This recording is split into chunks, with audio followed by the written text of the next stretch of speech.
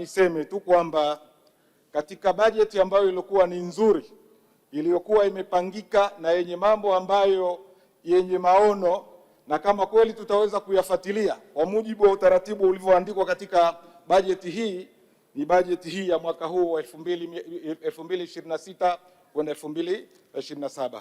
Kwa kweli mimi niseme kwamba nampongeza Waziri wa Fedha kwa namna ambavyo alivyoiwasilisha bajeti ile na namna ambavyo serikali inavyojikita kuweza kutafuta utatuzi wa kuwasaidia wananchi wake kwa Tanzania.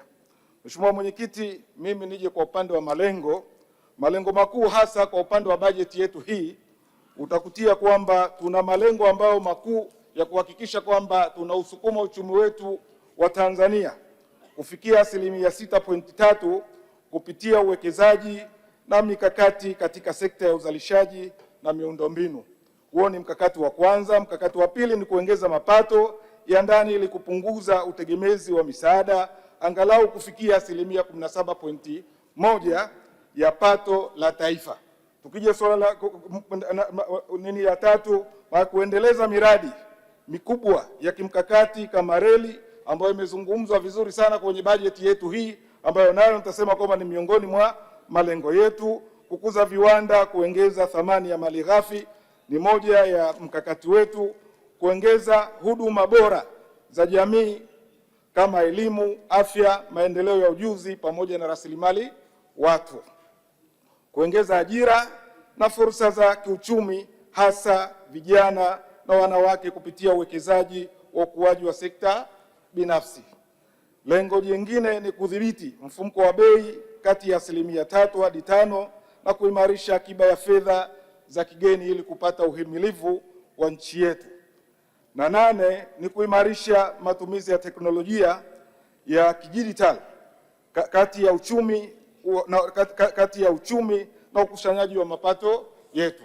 Mheshimiwa Mwenyekiti, ili kuweza kufikia malengo hayo ya kuweza ambayo pengine kufikia katika hatua ambayo tunazozitaka, ni lazima kwamba kitu cha mwanzo mimi ningesema kwamba lazima tuwe na utayari.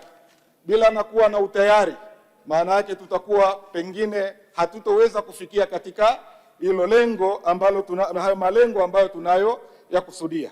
Lakini jambo jingine ambalo ni kubwa ni kuimarisha na kuongeza ukusanyaji wa mapato ili kwamba tuweze kufanikiwa zaidi. Maana yake mapato ya nchi hii, maana yake tuweze kuyakusanya na kuyadhibiti na kuyatumia kwa mujibu wa utaratibu ambao unaotakiwa.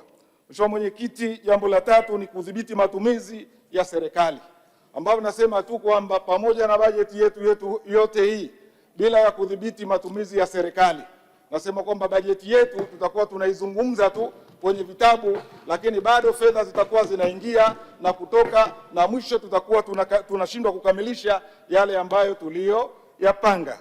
Jambo jingine ni kuimarisha miundombinu ya barabara, miundombinu za reli na miundombinu yote ambayo itakayoweza kurahisisha uchumi wetu ukaweza kukua.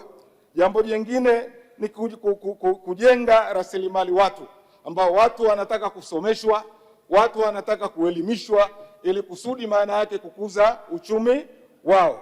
Jambo jingine ni kukuza ajira na ujasiriamali kwa vijana wetu pamoja na wanawake. Jambo la 9 ni kuimarisha muungano na ustawi wa kikanda katika sehemu yetu yote ya Tanzania. Na mwisho ni usimamizi mzuri wa rasilimali za serikali. Bila ya usimamizi mzuri wa serikali, maana yake Mheshimiwa Mwenyekiti, tutakuwa hatuendi pahala popote.